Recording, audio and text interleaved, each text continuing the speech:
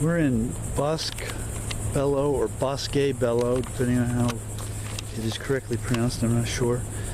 We're in the cemetery in Fernandina Beach.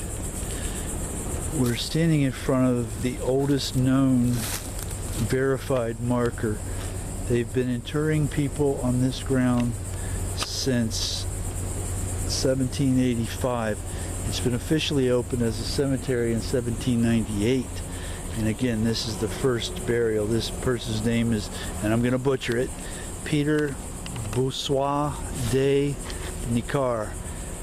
He was a black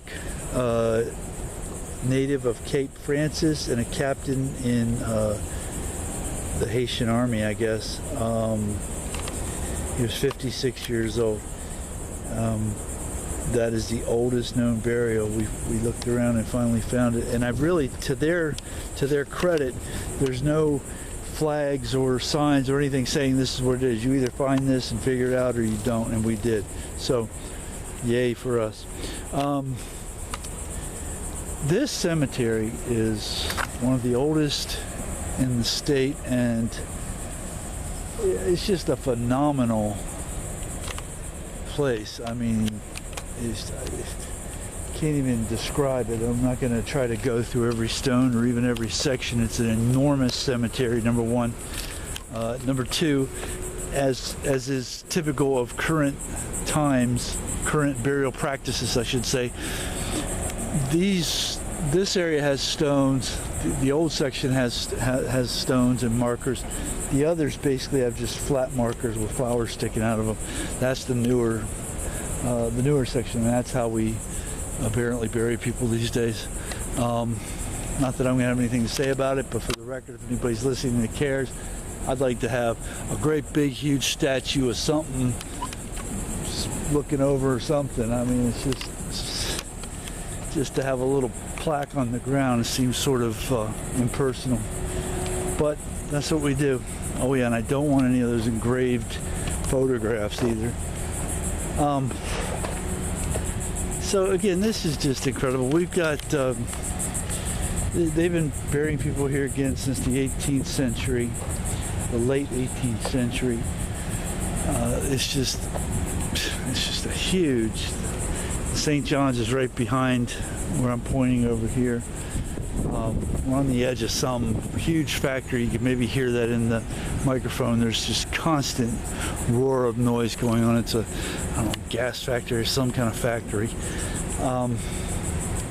But this is just beautiful. I saw this. We were up here a few months ago, and I got back and I started reading some more about it, and I found out about this cemetery, and I just think it's just an incredibly beautiful place.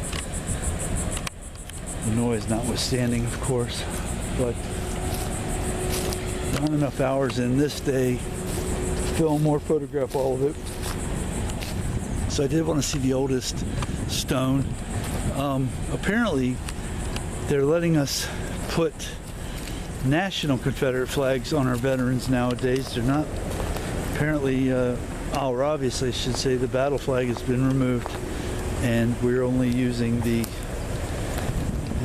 national flag, which is waving on cue for me.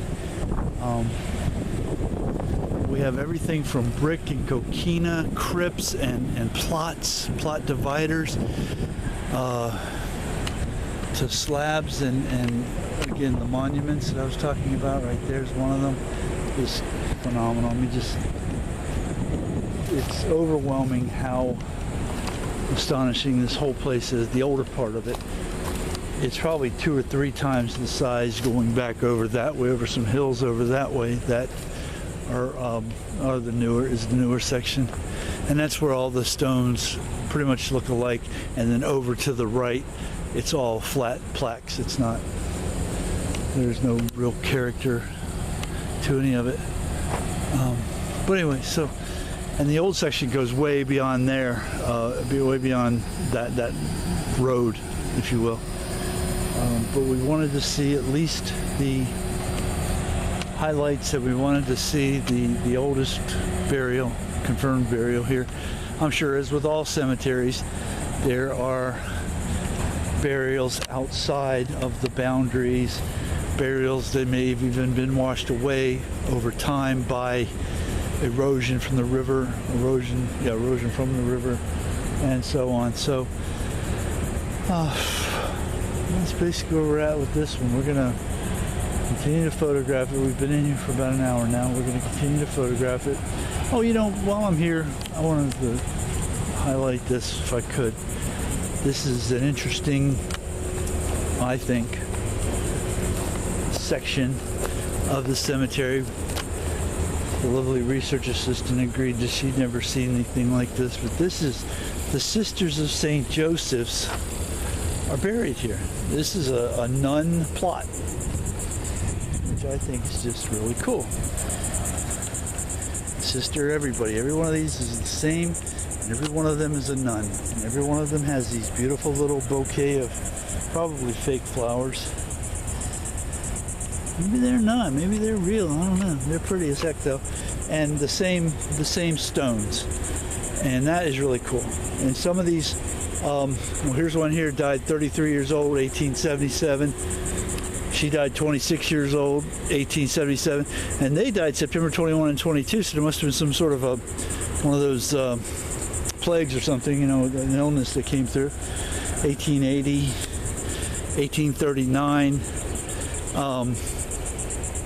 So I just thought this was worth highlighting as well, because they're all nuns, and they're all together. They're in their memoria eterna.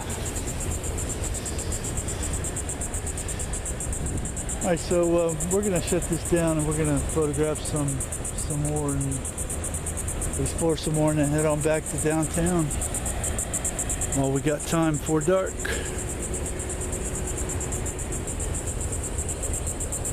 If anybody likes cemeteries, I highly recommend this one. This is incredible. You can see the trees, the moss.